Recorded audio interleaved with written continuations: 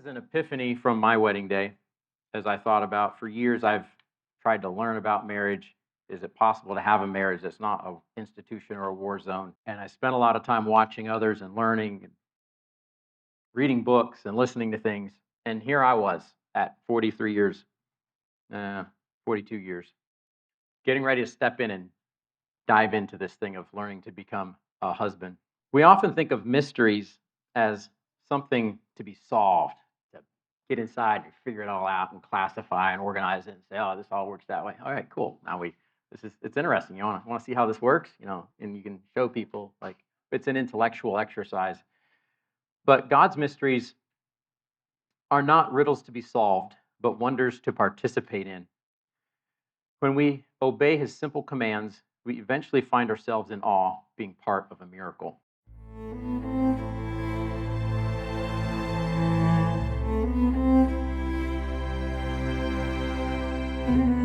Welcome, everybody. Once upon a time, there was a bachelor named Elias. Now, there's bachelors and then there's bachelors. Okay, so I was single for 20-some years of my adult life, but I was just a bachelor. Elias was a bachelor. He was an ABFL, an avowed bachelor for life. He didn't have 5 cents for being married, and if Elias got married, everybody else in the world would have to be married first. He was the last person that would ever even think about getting married.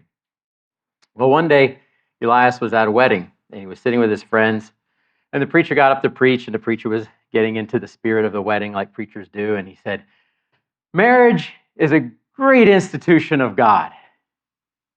And Elias leaned over to his buddy and said, "Yeah, but who wants to live in an institution for the rest of your life?" Well, Elias did get married.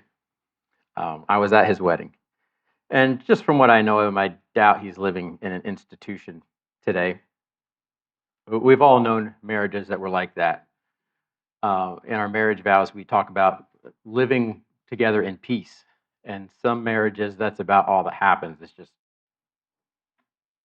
everything's okay, but there's not much more than that. Then there's marriages that are war zones where every time you turn around, someone's stepping on a landmine. There's a big blow up. And like, what happened? I don't know. And then there's marriages that are gardens. They're places that are beautiful and they're full of life and they're relaxing places. They're enriching to be around. Today we're going to look at two very simple principles and commands that God gives us that makes the difference between whether our marriage is an institution or a war zone or a garden. So, just so you know, I did not, as a 1.5-year-old married man, choose to preach about marriage. But I've been preaching through the book of Ephesians, and the goal of that is not to preach on the topics that the Apostle Paul talks about, so much as to expound and explain what he is talking about. And so we're at the last part of chapter 5. The theme of this section is demonstrating God's incredible wisdom. And this particular time, we're talking about displaying God's incredible wisdom by becoming one as husbands and wives. And when I started going through the book of Ephesians, I knew that chapter 5 was coming, and I was single at the time. And when we get there, we'll get there. So I am thankful that at least I'm married so that y'all don't have to laugh the whole time that I'm preaching. You might anyways. So let's read the passage. I'm going to back up just a little bit because context is always important. Again, Paul's not launching in here just to talk about marriage, but he's talking about working together to demonstrate God's incredible wisdom.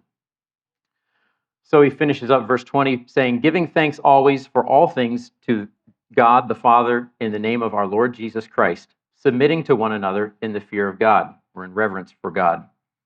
"Wives, submit to your own husbands as to the Lord. For the husband is the head of the wife, as also Christ is head of the church, and he is the Savior of the body. Therefore, just as the church is subject to Christ, so let the wives be to their own husbands in everything.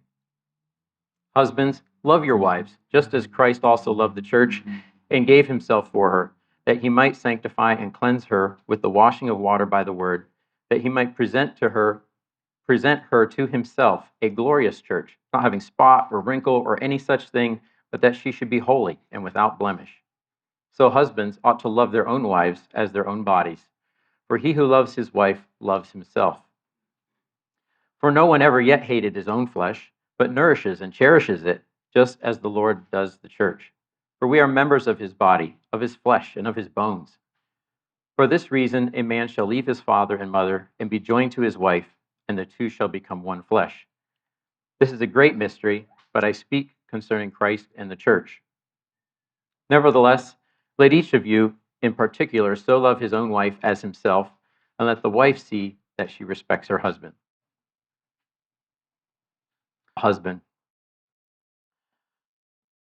We often think of mysteries as something to be solved, to get inside and figure it all out and classify and organize it and say, oh, this all works that way. All right, cool. Now it's interesting. You want to see how this works, and you can show people, like, it's an intellectual exercise.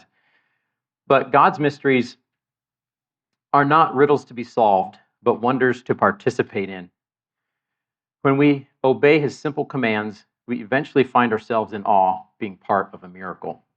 I think this happens on multiple levels. There's things that God has created, and if we wait until we understand, we never are able to be part of it. But when we start in and we just simply start doing the things he says, whether we understand it or not, things happen. We change, and we begin to be able to be part of miracles happening.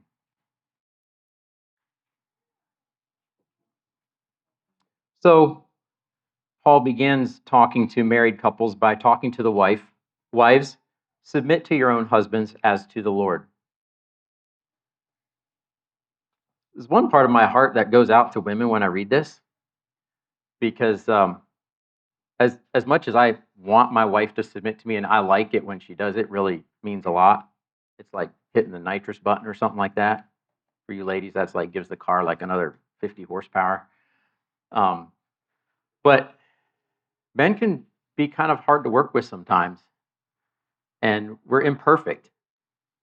Being a man is tough because you got to figure out how to handle life and handle it for everybody else. But a woman's got to figure out how to handle life and handle her man's response to life, and learning to adapt is challenging. And yeah, we're imperfect.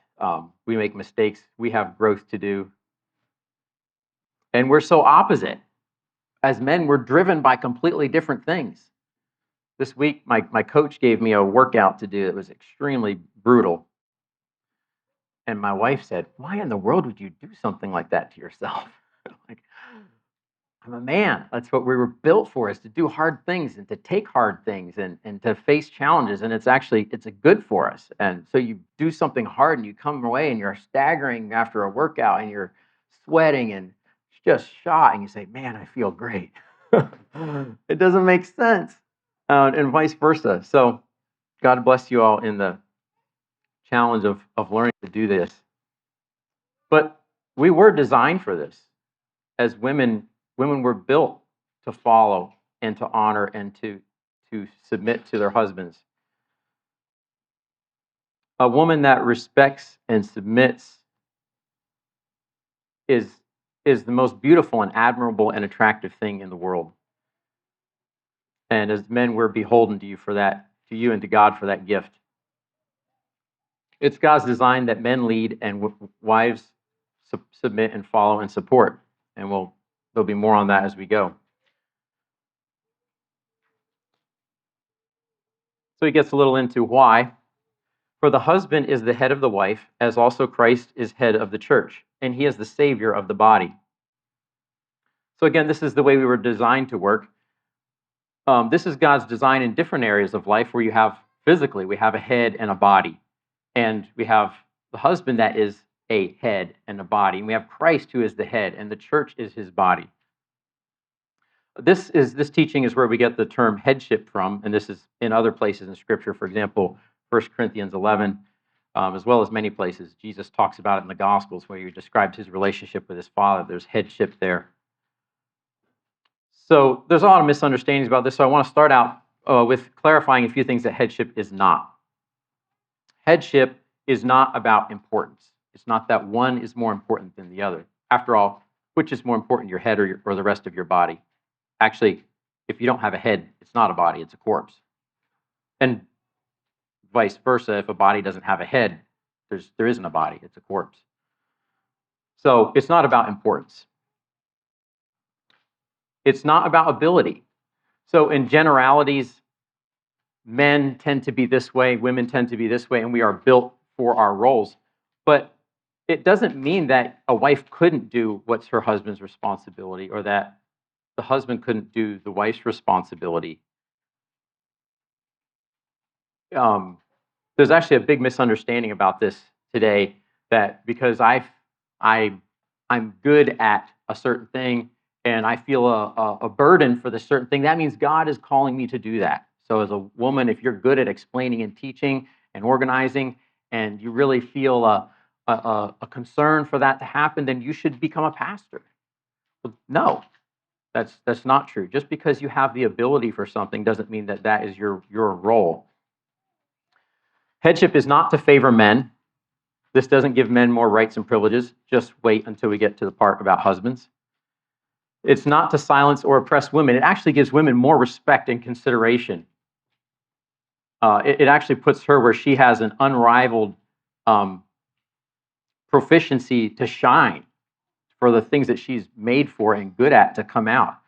Making a home, nurturing her children and her husband. I'm not saying it's wrong for a woman to drive a machine or work in a construction zone, but when I go through in a construction zone, there's some woman with her skin looking like a cooked chicken and holding the sign or whatever, and I think, well, it's just, what a waste. Any guy can do that. Our world is crying for mothers and wives and women to make homes for their families, and men aren't good at that. And while a godly woman's influence is not as public, the rest of the passage, when it talks to husbands, ensures that a woman has a voice. We don't need women's suffrage. Women don't need to vote. If men follow what God teaches them, a woman's voice is very clearly and very well heard and considered. Headship is about the way we were created. We were designed and we were built to do certain things. It's about roles. It's about that we were designed to do certain things. There are distinct roles. This is what we were made to do, and this is what men were made to do. This is what women were made to do. And it's about that we have a responsibility to fulfill those roles. So we were designed for a particular purpose. There are particular roles that we are to fill because of the way we're designed, and we are responsible to fulfill that part of the purpose of our creation. And it is about being a picture of Christ's sacrificial love and care for his church and his church's honor and devotion towards him. God has entrusted his reputation to us in so many ways, and we have the responsibility to work together to follow his created order and our responsibility in it, so that he is rightly demonstrated and the world understands Christ's love and the church's devotion to him through our marriages. And so, headship is how we fulfill our responsibility. It is how our strengths serve a greater purpose than ourselves. And it's the way we energize the other to do what they ought to do. So the way to get your husband to become more loving is to honor and to respect and to support him. And the way to get your wife to be more respectful and honoring and supportive is to be considerate and to love her.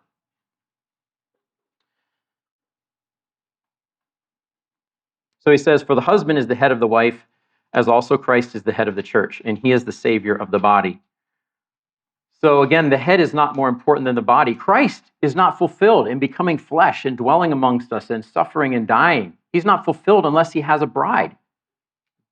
Christ is a person who seeks a bride and desires a family and has sought and worked to have someone who comes along beside him and helps him to create a family of people who are like him. So the important thing is that the church follows Christ so that they become one. And the important thing is that the wife submits to the husband and the husband loves the wife so that they become one. So the wife's part, therefore, just as the church is subject to Christ, so let the wives be to their own husbands in everything. So we need to talk about another word that gets a bad rap, and that is subject, or probably more often today we use the term submission. Thankfully, I think like this has been well taught here. It was in this congregation that I first heard this explained this way, and it completely changed my view of submission. But submission is making it your mission to support another's mission. It's submission. So you put your mission under. Sub means under. So it's when I decide to take who I am and what I am and give that to support something that's bigger than myself. And so then submission becomes this. Submission becomes the full realization of your potential power, significance, security, value, and impact by investing your strengths in a complementary way in something greater than yourself. Submission is not something that you have to do then. It actually is the way to become greater than yourself and to find meaning and purpose and to have influence is through submission. And this is not just something that wives do. As men, we're commanded to submit to Christ and to submit to each other. So this is something we all do, but there's particular roles in which we especially need to exercise this.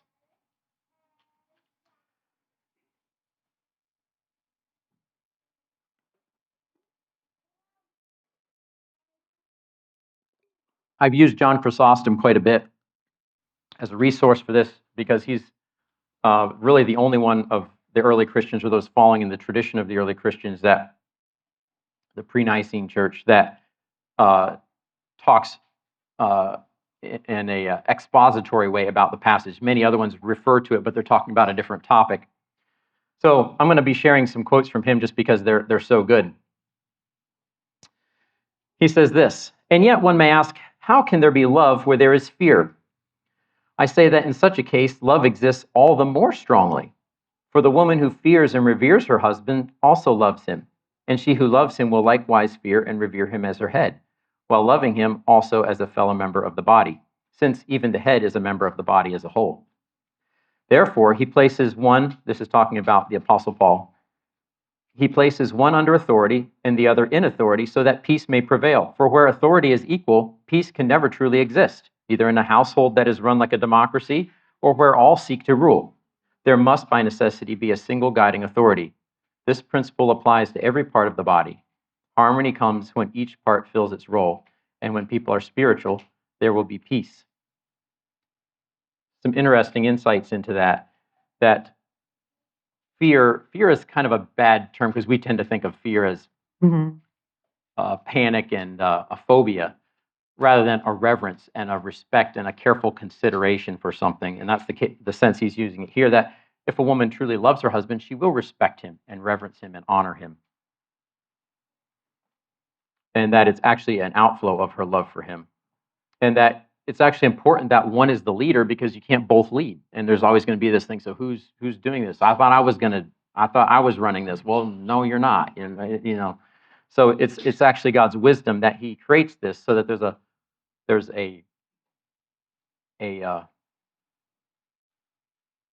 leadership and there's a pattern of direction for things.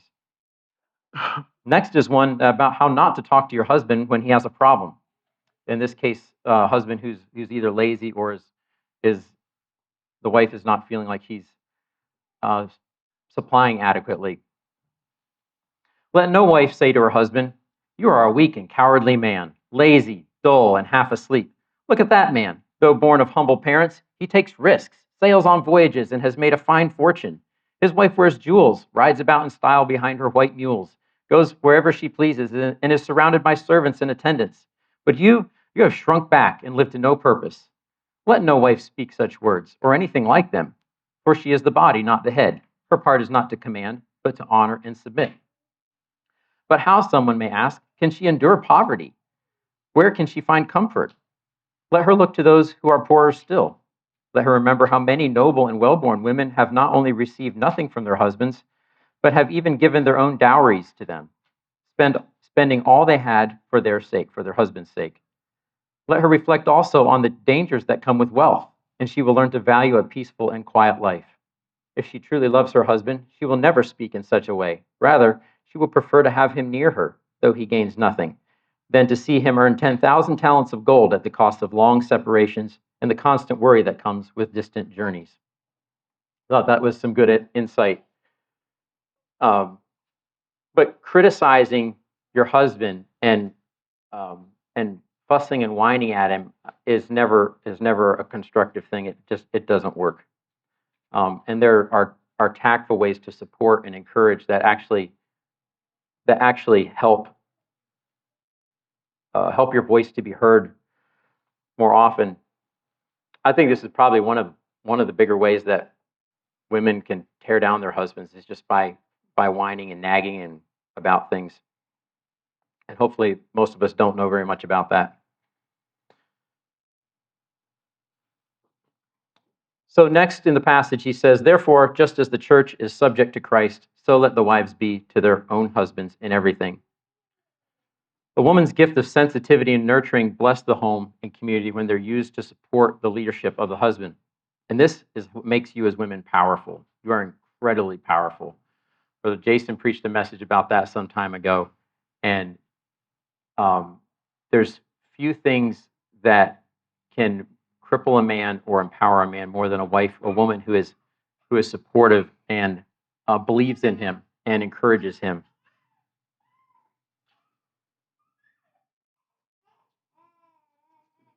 My wife does very well with this. A couple weeks ago, we were flying back from, just a little example of this, we were flying back from my brother-in-law's wedding out in Nebraska, and we're getting ready to get on the plane. I have this problem on planes. It's a little hard to sit just anywhere because my lower appendages stick into the seat in front of me, and 2 hours with my knees buried in the seat in front of me is a little tough. So we're trying to find a place, and I kind of was trying to communicate. We're trying to learn that to let her know what I'm thinking when we're getting on the plane,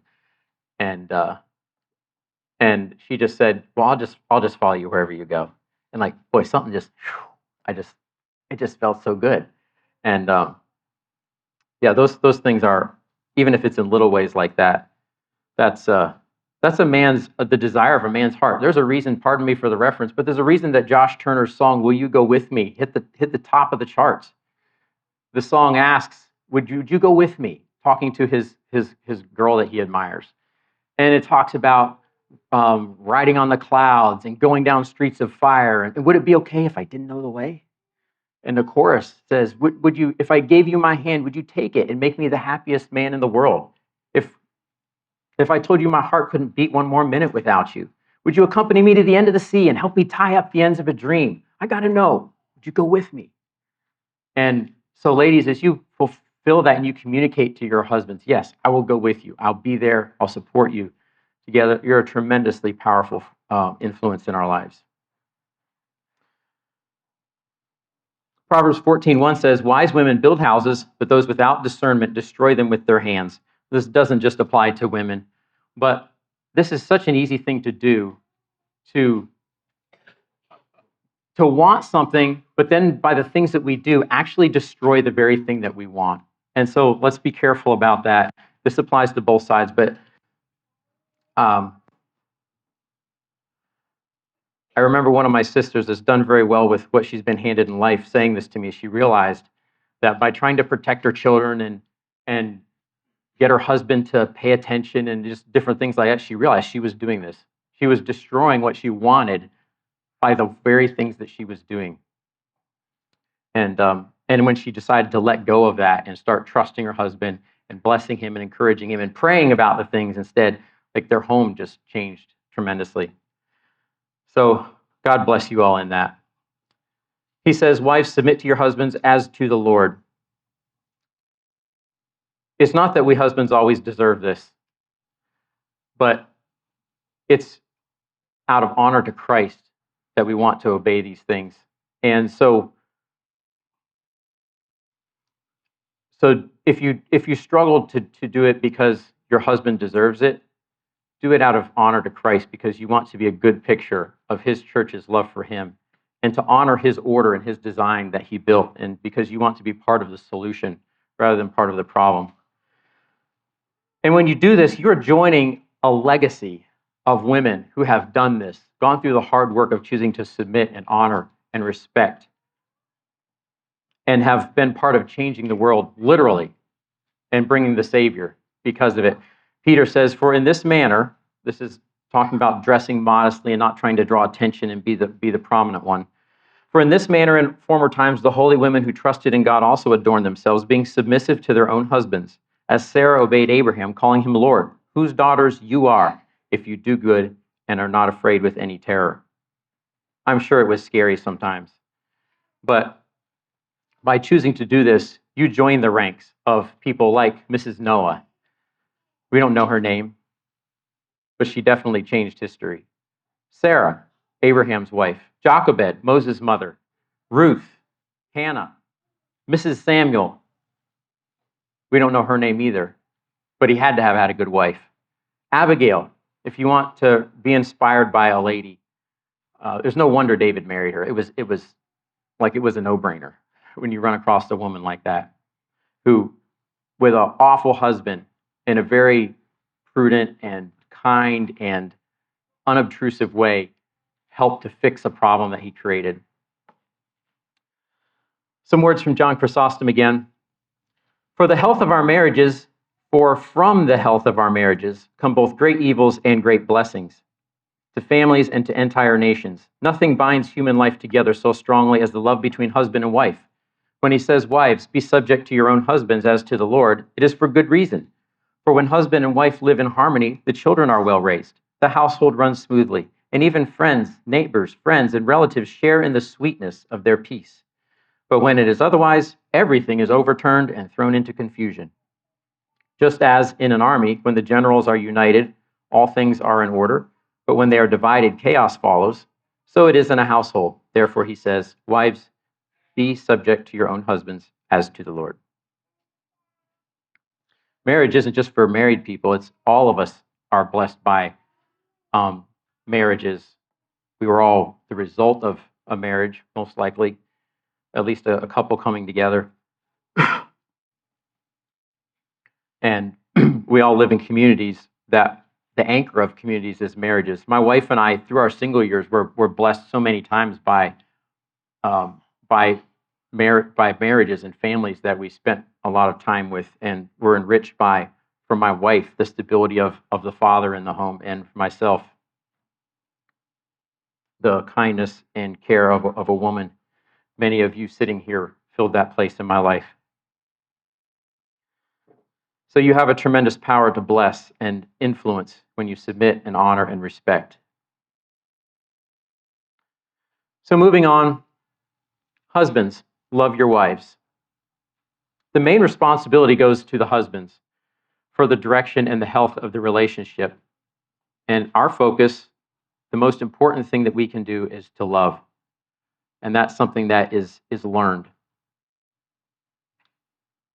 Some more words from John Chrysostom on why Paul spends so much time focusing on the husbands and on what it means to love when he doesn't spend a ton of time enumerating about how the wife is to respect. Notice that Scripture explains the principle of love in detail, but not that of fear or respect. And see how much more he emphasizes love, drawing arguments both from Christ's example and from our own nature, the body, as one flesh, saying, for this reason a man shall leave his father and mother.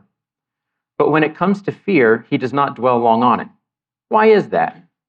Because he would rather see love prevail, for when love is present, all else naturally follows. But when fear alone exists, the same cannot be said. For a man who loves his wife, even if she is not entirely obedient, will still bear patiently with her. True harmony is nearly impossible where people are not united by that love which rests on proper order and authority. Fear alone cannot achieve this. Therefore, he emphasizes love as the stronger bond. And though it may seem that the wife is at a disadvantage being told to fear or respect, she is actually the gainer, because the greater duty, that of love, is laid upon the husband. So God spends the time talking to husbands, and husbands are told to love because we're the leaders. And it's our choice whether love is what drives and motivates our family or whether it's fear and respect out of that.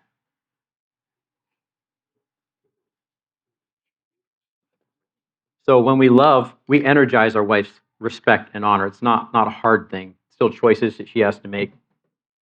But when we neglect our wives or just choose to be selfish and are unloving, we make that very difficult. And so if there's peace in our household, it's because the wife is choosing to step soft, carefully around us.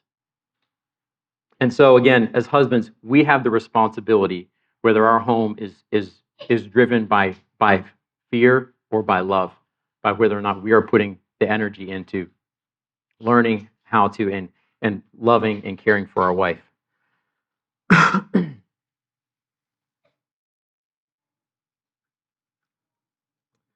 So he gives us a gauge here to know like what love is like and how we're doing. He says, husbands, love your wives just as Christ also loved the church and gave himself for her. So our model is Christ's love, and God goes beyond that and gives us another thing to help us to gauge whether we have an idea of what love is. And he says that Christ's love caused him to give himself or to sacrifice himself for his church. And so love is defined by sacrifice. It's how much we give up, not how much we get. When our relationships start out, often a man is pursuing a woman. A lot of it's because of what he gets. It makes him feel good. It's something he desires. But then it can be a challenge as the relationship grows and as it becomes daily in marriage. And you start facing things where you're not getting anything, and it takes sacrifice and takes giving to neglect it and to even become calloused and begrudging and things like that. The sacrifice is not a loss, it's an investment. When we sacrifice to God and we offer our bodies as a living sacrifice, we don't lose anything. We give up something because there's something greater, there's more important. There's the kingdom that we're to inherit. There's the love of God, the favor of God. That is what we really want. And so we give up other things for them because they're worthless in comparison. So sacrifice, when we sacrifice for our wives, we're not giving up something. We don't get a martyr attitude like, yeah, well, you know what I just didn't do? I didn't do this, and I didn't do that, and I could have done this, but I didn't all this because I'm trying to love you. Like that's childish, and that doesn't cut it. That's not what pleases God or cares for our wives. So it's an investment. It's when we decide my wife and my family and honoring God's design is more important than this. And so I'm going to give it up. I'm going to do it cheerfully. I'm not saying all this because I've got it all down. I have tremendous amount to learn about this, but this is the truth. And I'm so thankful I've been taught, at least in the last few years of my life, to follow those simple commandments and not excuse them because, well, there's this bigger issue. Well, what about this? That we start with those little commandments. And when we do those things, miracles generally do happen. And that's how we grow and we experience God's grace and all those kind of things. And so I'm excited to share this because I believe this is true and this is what is going to help our marriage to be able to be something that's a blessing to us and others. So this is a standard that I hold myself to and it guides me when things happen and I realize this is the problem. This is what you've got to do about it. Sacrifice is not a loss, but an investment. And so we compare ourselves to Christ and his love for his church, and we endeavor to model that. Christ gave himself for the church that he might sanctify and cleanse her by the washing of water by the word, that he might present her to himself a glorious church, not having spot or wrinkle or any such thing, but that she should be holy and without blemish. So a wife is something that is made. You find a woman who has a good character, but a wife, someone who fits you, is something that is made. And it's our husband, as husbands, our responsibility to shape our wife into something that complements us by treating her with love and consideration and sacrifice. That's how Christ did. And if we ever think that we have it tough with our wife, Let us just be inspired by the wife that Christ chose and the wife that Christ bought and sanctified, that made her into something beautiful and wonderful. He didn't start with someone who had a few flaws. He started with people who hated him and and and and chose to turn their back on him repeatedly, and continued to work with us until we repented. And the best picture I think we can get of that is Hosea in the Old Testament, the patience that God has had with his bride. This is about people who never did turn around. But Hosea was told to go marry this woman who was a prostitute, and he cared for her and loved her, but she chose to just keep going off and selling herself to other men. So that in order to have some time with his wife, Hosea has to go and wait in line with other men who are paying and pay a fee to spend time with his wife. That's the picture of the love and the dedication that Christ has had. So let's be encouraged and think our load's small when we do face challenges, learning to love our wives. When we think of what Christ has done to make a glorious church, let's be encouraged by that. And also put the hard work in out of honor to him for doing that for us. You'll never have it as hard as Christ.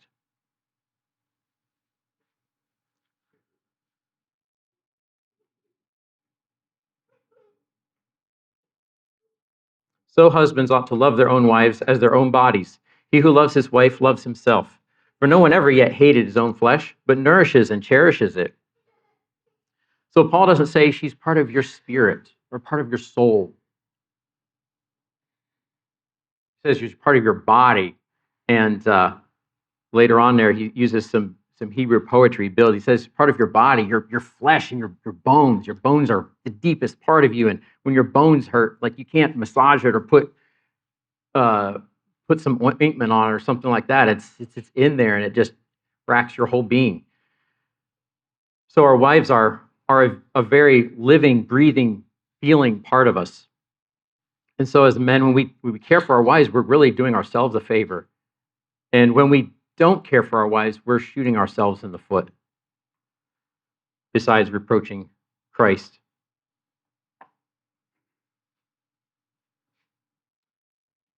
So if you want a good wife, nourish and cherish her.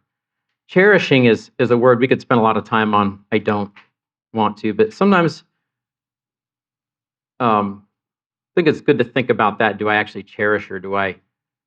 The picture comes to my mind is the miser. And if you ever read Silas Marner, there's a picture of him there. He's counting his gold coins at night by the light of the candle and just gleaning over how they flicker. And that's a wonderful story because that was stolen from him.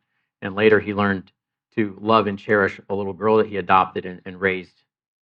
And but that same kind of thing, it's something that you have to focus on. You have to put intentionality into and spend time with what God has blessed us with in our wives, and to nourish.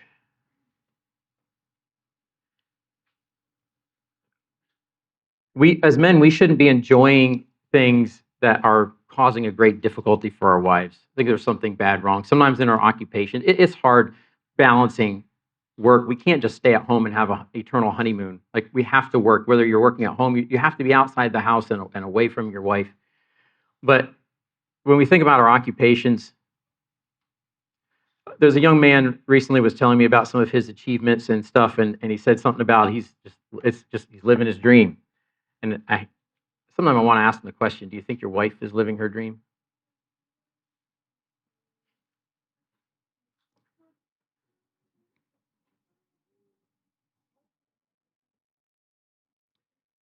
Husbandry.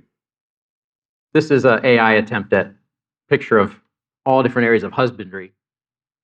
Husbandry comes from the Old English word husband, which could be a verb, which meant to care for and manage a house, a homestead. And that's where our term, we say, I'm a husband. That's where it comes from, is this idea of to care for and manage a homestead. And when you're taking care, whether it's a garden or whether it's animals, the picture that comes to my mind, we had animals growing up, and I lived in an agricultural community for quite a while, and I milked cows for people sometimes where they're away. And so you take care of all the animals, and as you're getting ready to leave and you shut everything down, it starts getting quiet, and there's that feeling when it's just quiet and you just hear munching and little tinkling of this and that. There's nothing's cackling or bawling, or everything's quiet, and it's got what it needs, and it's taken care of. That's as husbands. We go to a plant, we're looking for it, and it's just the leaves are looking good, or maybe they're not looking good, and we think, well, what can we do? What can we give this plant so that it flourishes, and it's brilliant green, and it's bearing fruit, and it's flowering? Proverbs says that or Psalm says, the man who fears the Lord, his wife is going to be a fruitful vine by the side of his house, because he takes care of her, and he's always looking to see what can I do? How can I treat her in a way that makes her flourish? That's when we say I'm a husband. That's what we're saying. That's our job.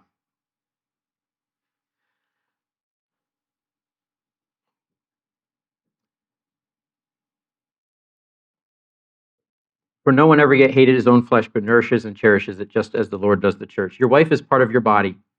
You care for your wife. You care for yourself when you care for your wife. When you neglect your wife, or worse, trample or scorch her, you do it to yourself. Our measurement for our success is the way Christ nourishes and cherishes his church.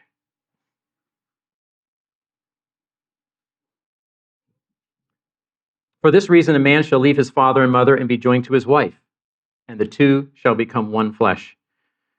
We could talk a lot about the leaving and cleaving thing, but the highlight I want to get here is the purpose of marriage is to learn to become one flesh. And this doesn't mean a man becomes less manly or a woman becomes less feminine. It's actually more so as we learn to specialize in our manliness or our femininity and use that to work together to complement the other. And that is our goal, is to learn to become one voice. We're different, but what we want to do and the way we work together is almost as if there was one person doing it. This is true unity.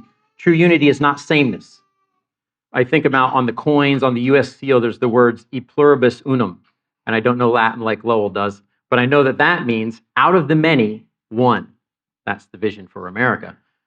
But that's true unity, is when we're different and yet we work together as one. And that's the goal of marriage. That's why wives should respect and honor, and husbands should love and cherish.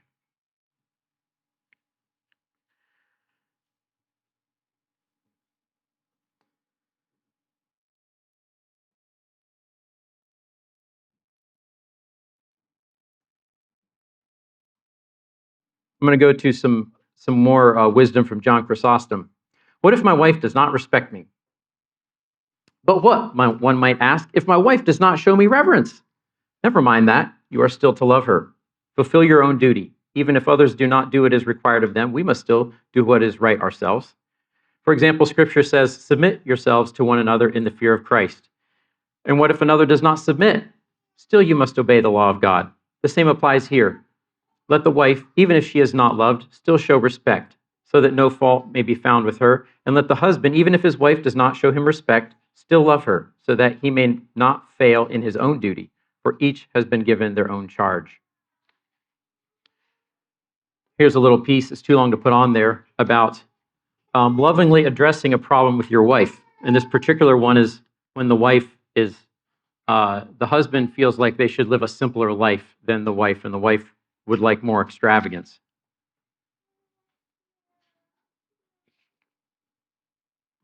A little for the wife first. Let no wife say to her husband, you are a weak and cowardly man, lazy, dull, and half asleep. Look at that man, though born of humble parents. He takes risks, sails on voyages, and has made a fine fortune. His wife wears her jewels and rides about in style behind her white mules. I read this part before. Goes wherever she pleases and is surrounded by servants and attendants. But you have shrunk back and lived to no purpose. Let no wife speak such words or anything like them, for she is the body, not the head. Her part is not to command, but to honor and submit. At the same time, let not the husband, because he holds authority, respond to such words in anger, insults, or violence. Let him instead reason with her, correct her gently, and persuade her with understanding as one who is less mature. Let him never lift his hand against her. Far be such a thing from a noble spirit. Nor let him resort to mocking, reproach, or harsh words.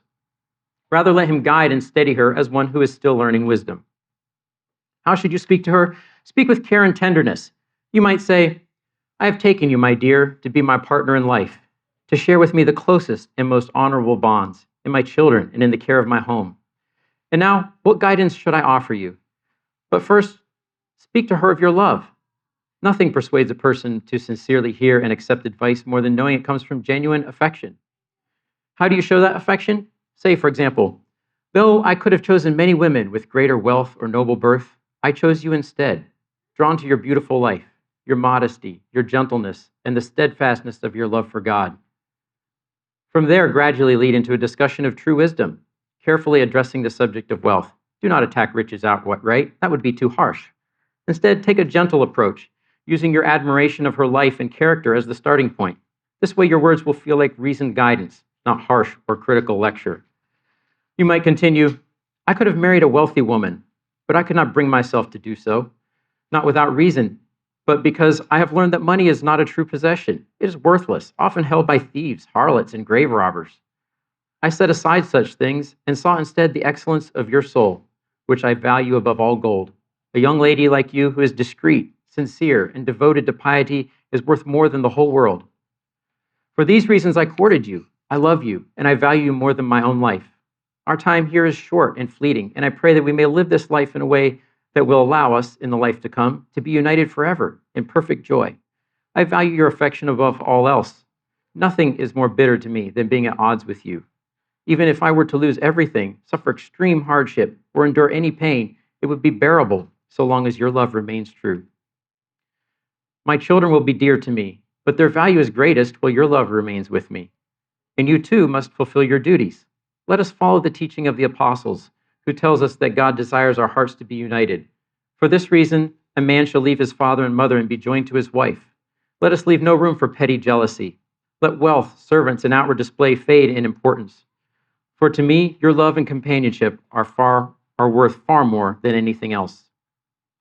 No amount of gold or treasure can compare to these words for a devoted wife. Never fear that because she is loved, she will grow arrogant or disdainful. A noble woman will be humbled and strengthened by such affection, not corrupted. Show her that you prize her company, that being at home with her is more desirable than being elsewhere. Hold her in higher regard than your friends, even above the children born of her, and let those children be dear to you because of her. Praise her good actions, advise her gently when she falters, and guide her toward virtues. Reject her extravagance and wealth, but highlight the beauty in her modesty, neatness, and practical wisdom. Teach her continually the things that are truly valuable.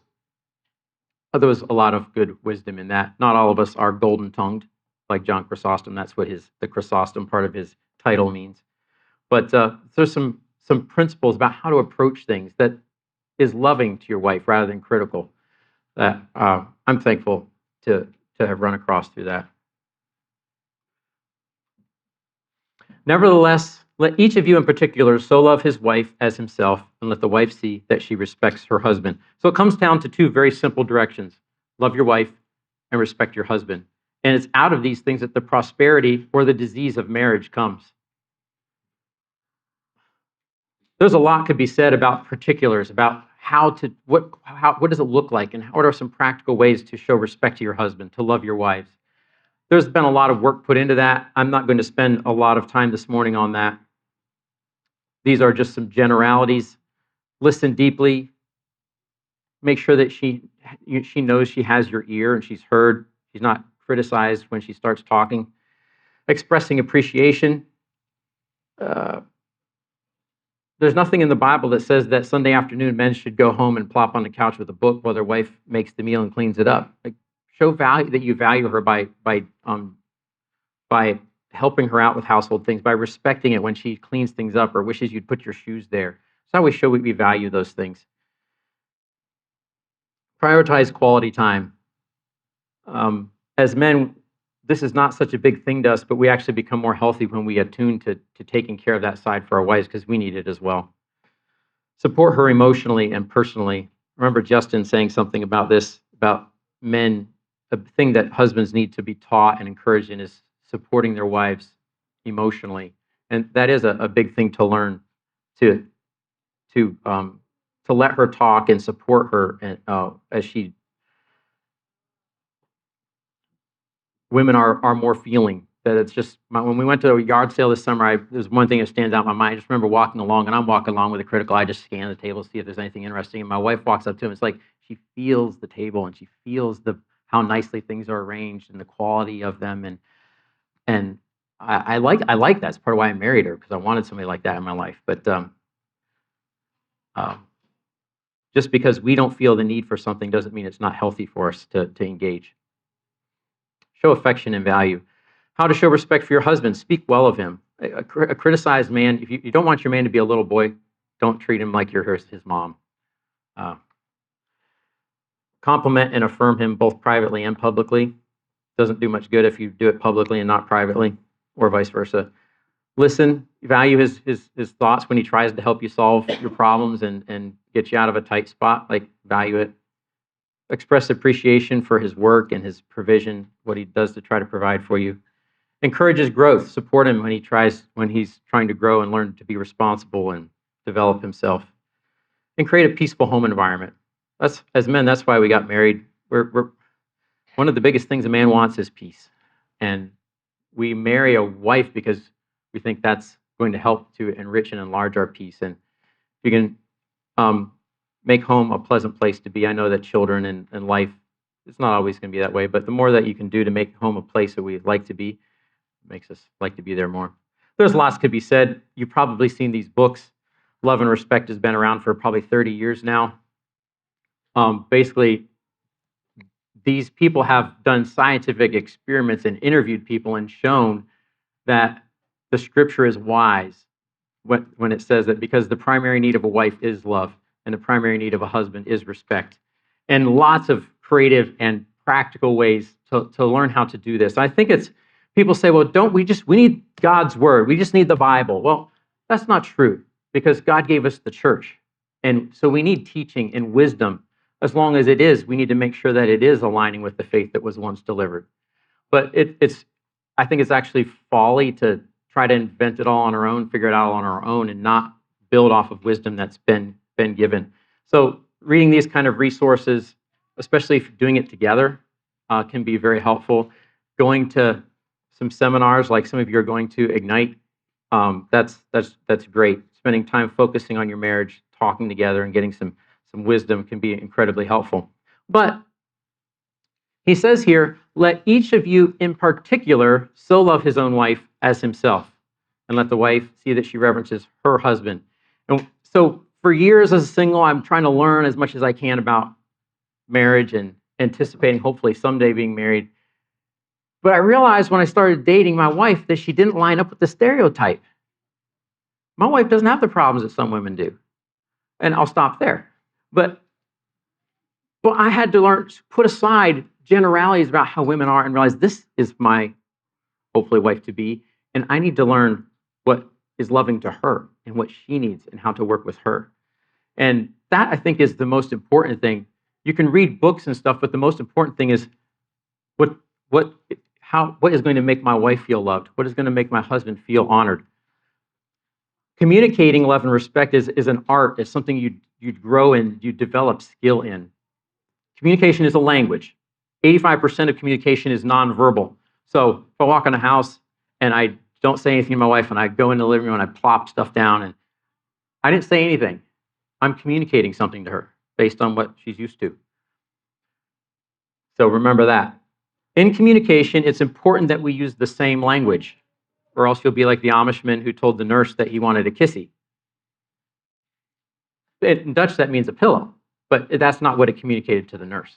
And if we're not doing things that makes our wife feel loved, it's not helping, and vice versa. So if I wish for my wife to feel loved, I need to use words and actions that communicate that to her.